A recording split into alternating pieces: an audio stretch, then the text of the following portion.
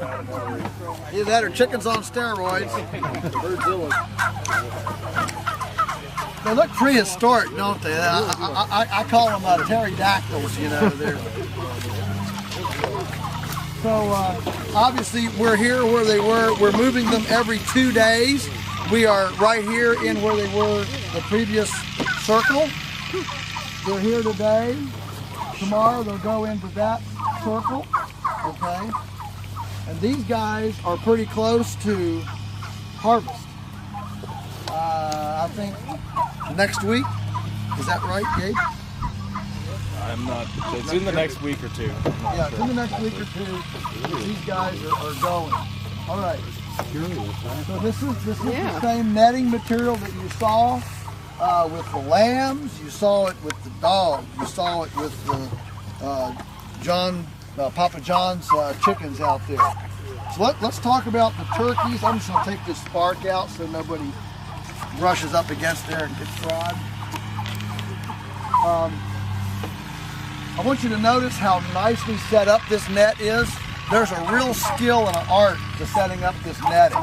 Those of you who've done it in the past, you can appreciate how nice this is set up. There's a whole art to that, and it doesn't happen in a day. You work with it, and you work with it, and you learn your little techniques, and you work with it. So, of course, here's the water. The water's on float valves there, and you've got your feeders out. The gobbledygook, you can see there how it's used. See the turkey coming down the chicken ladder, turkey ladder. The feed buggy up in the front is a feed buggy that can hold, I think, 3,000 pounds of feed. And so it's hooked to the gobbledygook, so they're all hooked together in one train. You just hook up to the feed buggy, everything moves into the next circle. And again, the turkeys eat way more grass than the chickens. They'll eat up to 40% of their diet in grass. Far more aggressive grazers than chickens. They're very different than chickens. They need about 28% protein to start. A chicken only needs 19 or 18. Real difference in the protein. You can either up the protein by top dressing with a little bit of roasted soybeans. You can add some fish emulsion. You can boil up some eggs and add some eggs to the protein. If you're friends with a slaughterhouse and you can get meat scraps that you can grind up, that's a real easy way to bolster the protein early on. You can grow mealy grubs, soldier fly larvae. I mean, there's a million different ways to up the protein for the little poults, but they do require a lot more protein. They also require more heat. Chicks 90 degrees, poults 95 degrees. Poults are much more fragile than chicks. The chicks, we just use the brooder and just. I told you what I did this morning. The turkeys, they thrive when you actually power wash and clean down the brooder between batches. What I think is, that in the industry, because chickens have been farm raised for about 40 years longer than turkeys, and I don't mean we haven't had domestic turkeys. What I mean is they haven't been aggressively, commercially raised much until literally, the early 1960s. Charles Wampler, right here in Harrisonburg, is supposedly the guy who launched the turkey industry. They started with, some wild turkey eggs he found out in the field. So the turkeys haven't acclimated to commercial production. They haven't acclimated to it like the chickens have. Because the chickens started way earlier. That's my opinion. And I think in another 50 years, the turkeys are going to be just as hardy as the chicks because they will have acclimated to this new kind of. I think there is adaptation that way. Okay, that kind of adaptation to new things. So they can't, and they need it warmer. They need higher protein, way more grit. These birds right now are eating about 30 pounds of rocks a day. This set of birds eating 30 pounds of rocks a day. It takes those rocks to be able to grind up all the grass they're eating. This is a lot harder to grind up than fermented feed. The feed that they get in their crop, the moist crop, of course, makes it ferment in there, and fermented grain gets real soft, okay? Whereas, grass is more cellulose, there's a lot more stuff there to decompose, or a lot harder to grind up. So they eat a lot of rocks. We have actually found that the turkeys are more magic to the pasture than the chickens. And I think it's partly because of these rocks that they're eating, and then all their saliva and their digestive enzymes are breaking down those rocks, so their manure is way more highly mineralized than the manure from the chickens, which don't eat that as much grit, okay, as many rocks. So we start the turkeys in the brooder, just like the little chicks. At 3 weeks, they come out into the broiler shelters, the little chicken tractor, the little broiler shelters, just like the broilers.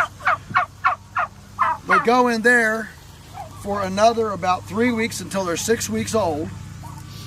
At 6 weeks, then they're big enough to go in here.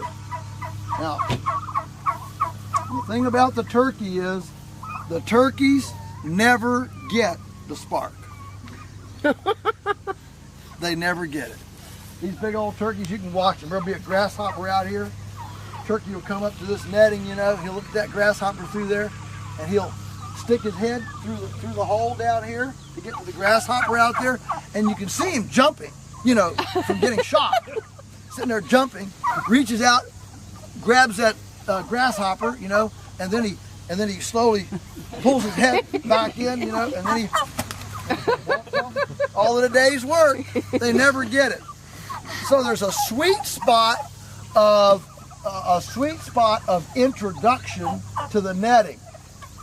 If the turkeys are introduced too early, they're too small and they go through these holes. If they're introduced too late, they're too big and they just walk over it. Okay? So there's a sweet spot between about 6 and 8 weeks when they're just big enough to not go through the holes and small enough to not walk over it, where we introduce them to this.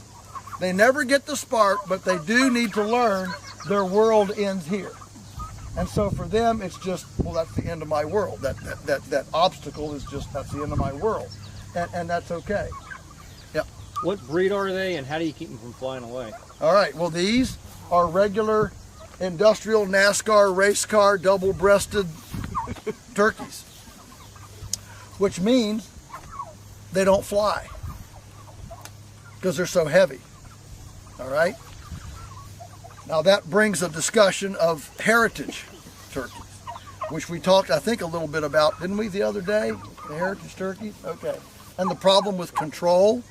One of the reasons we use these is because we can control them so easily. The problem with the heritage birds is they can fly. My favorite story, I went down and did a seminar in Georgia a few days after Thanksgiving about 6 years ago, and the farmer that hosted it told me this story. He raised 50 red bourbon heritage turkeys, raised them all summer. 1 week before Thanksgiving, he went out to feed them. No. Gone. Flew away. Never did find them. Never found them. Gone. You know what? I don't want to raise an animal like that. I mean, that's high risk. Okay? And so we have found that because these are so easy to control, we can actually keep them more hygienically clean, healthy, and they actually eat more grass and bugs than the heritage birds that are so hard to control. Everybody just leaves them in one place all the time. And as I mentioned, Frank Reese, the darling of slow food out there in Nebraska, they've just helped him buy 2 barns for his whatever, Narragansett or red bourbon or whatever turkeys. So he's selling heritage turkeys for $150 a piece into the, you know, the elite markets and the chefs, and they're raised in confinement buildings, but they're heritage breed turkeys. I'll put one of these up against them any time of day. These guys are getting a lot of green material, fresh air, exercise, and sunshine. Really healthy. Yeah, and you can look at them and you can tell they're healthy. When people, you know, there's been a lot of stuff written about, you know, industrial poultry, you know, that they can't walk and they all blah blah blah blah. Listen, man, there's a whole lot. You have to really abuse something to take all that primal instinct away from an animal. I mean, they're still turkeys, and when they get to about 8 weeks, they become bulletproof. I mean, you just can't kill them with a stick. And we've had turkeys like this in 10 inches of snow. You come out and they're all just huddled up and they shake themselves off and come out of the snow, and all these red heads, you know, in the snow. It's quite something to see. So that's why they don't need an impermeable roof. When we go down to the feather net in a minute and the egg mobiles, all those roofs for the chickens are impermeable. Why? Because chickens don't do rain very well. They don't do moisture very well. These turkeys are so hardy, all they need is a little bit of sun protection, and man, they're as happy as can be. Pouring down rain, they just come out here in that water. You can watch that water just run off their feathers. Big, thick feathers, thick coat, and a rain, snow, doesn't affect them at all. So the downside of them, of course, is that you have to raise them to 16 weeks. The broilers are 8 weeks. So you have to raise them a little longer. The upside is that they are fairly easy to control, to move, you know, and they cover a lot of ground. So they're pretty neat this way. So this year we'll raise about 3,000 of these, and there really is quite a good market for them. And because they're raised, because we dress them all by the end of October, we don't sell fresh turkeys for Thanksgiving. We used to, and then we had a couple of Novembers where it got down to, you know, 15 degrees, and we had frozen water, pneumonia turkeys, and all sorts of issues, and we just said, you know, we're just not going to do that anymore. We figured we'd lose our whole market when we went away from fresh Thanksgiving turkeys.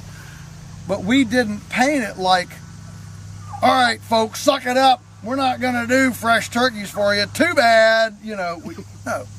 We presented it to our customers as an animal welfare issue. We've had these really cold Novembers.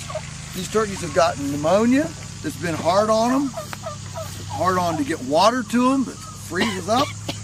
So to make sure that you get a happy, stress-free turkey, we're going to do them before Thanksgiving and have them all dressed in October. And it's how you present it to them. And it didn't make a blip. People just came right for it.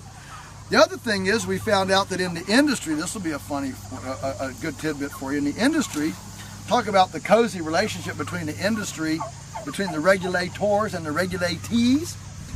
Because in the industry, most of the turkeys are eaten at Thanksgiving too. Now, I mean, a lot of them go into further processing, turkey ham, turkey salami, turkey bologna, all that stuff. But still, in the U.S., over 50% of all the turkeys are eaten on Thanksgiving Day, all right? That's a big blip in a factory system like the industry has, where you have hatcheries and constant flow through, something where you have that one-day event plays havoc with an industrial pipeline. Are you with me? Where it's, you know, where it needs to be consistent flow day in, day out, or you mess up your flow.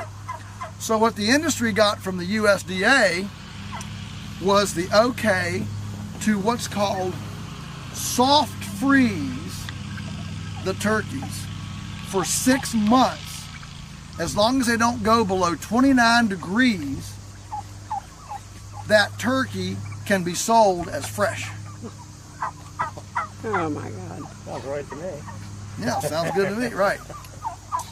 So once we learned that and explained it to our customers, that's what the fresh turkeys are in the store.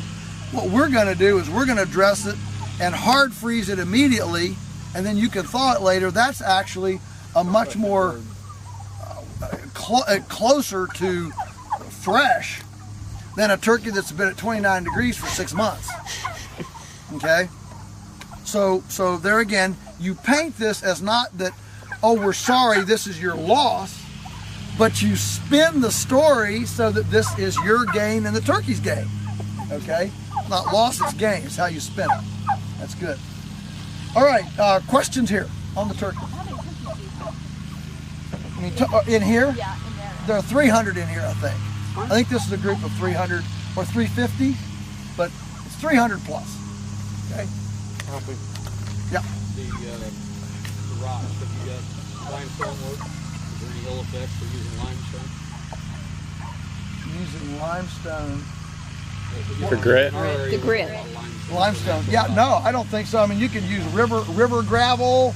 I mean, whatever. Now we now buy the granite grit from the store just because it's always real consistently sized and that sort of thing. But yeah, I mean, if you had something that would work, that's fine. I don't think the turkeys discriminate on the grit that they're going to use to grind up stuff. They don't care whether it's sandstone, limestone, or any kind of stone. How do we catch them for processing? All right. Well, these nets. Well, here's one where they come together. So we'll back right up here to where these nets come together with the hog mover and use the same pipe gates, the same little short pieces of chain that we use for the pigs, we use for the turkeys. Set a corral out here.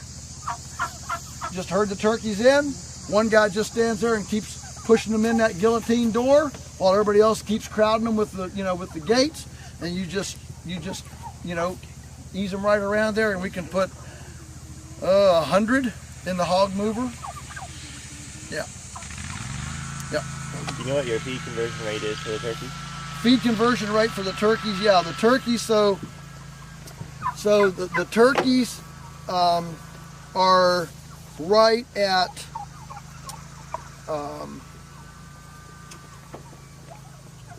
3 pounds of feed to 1 pound of carcass. So we try to average 15-pound carcasses, and that's going to take us 45 pounds of feed, which at 30 cents a pound is going to be $13.50. Are you with me? $13.50. We're going to sell that turkey on average for $50. Okay. So we're going to have $13.50 in feed. We're going to have a couple dollars in the poult, and we're going to have up to $10 in production labor by the time we pay subcontractors and all. We're going to have so it ends up being right at $25 to $27 of actual expense, which gives us about $25 to market it and make a profit. Okay? Yeah. You buy your turkeys from the same place you buy your chickens? No. These turkeys, actually, we have a friend who is friends with some people in the industry, and he orders them for us, and we go out to the interstate and meet the truck on its way to a Cargill place or whatever. Yeah. Interestingly, in the vertically integrated industry, the one component that is not vertically integrated is the breeding stock for both broilers and turkeys. So Tyson actually doesn't own their breeding. I mean, the actual breeders. Now they own the birds that are making the eggs that they're going to set in their hatchery, but they don't own the parent breeding stock of the birds. And so I think actually these come out of Georgia, if I'm not mistaken. We meet the truck on the interstate, and I think the last batch we got them for 49 cents a piece. They were just overage, And so this guy has an in with these friends, and we got them for, I'm pretty sure, am I right, Gabe? They were cheap. I mean, the hens were cheaper, I think, than the toms. One of the other. Yeah. But they were pretty cheap. They were way cheaper than chicks. I mean, they were like 49, 50 cents a piece. It was crazy. Now, the guy was very clear. Next time they might be $2.50. Okay. I'll take that. I mean, this breed is going for like $6 or $7 from a hatchery. If you go heirloom, you go as high as heritage is as much as $9. But Right. even the standard ones are $6 or $7. Well, now from Ridgeway, we were paying $4.50. I You think. high volume, so certainly. Well, that's better. volume helps. Certainly. Yeah. Volume helps. Yeah. Yeah. But yeah. So talk to us. I will.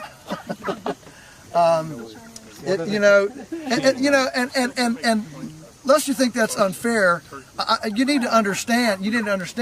We've been at this a long time, and you develop contacts. If you persevere and you stay with it,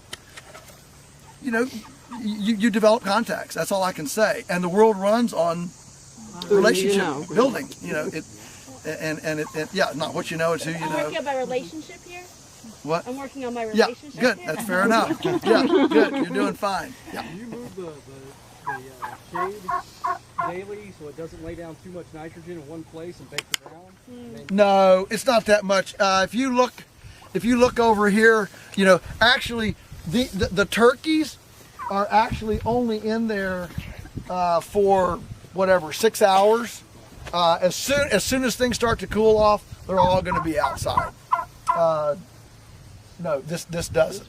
And we're getting ready to go over a hill to see the Millennium feather net, and there you're going to see a spot where the whole herd of cows on a hot, humid day. We didn't move it a second time in the daytime, and they really tore up that spot. Now that looks bad right now. It's just bare because they tore it up and they pugged it.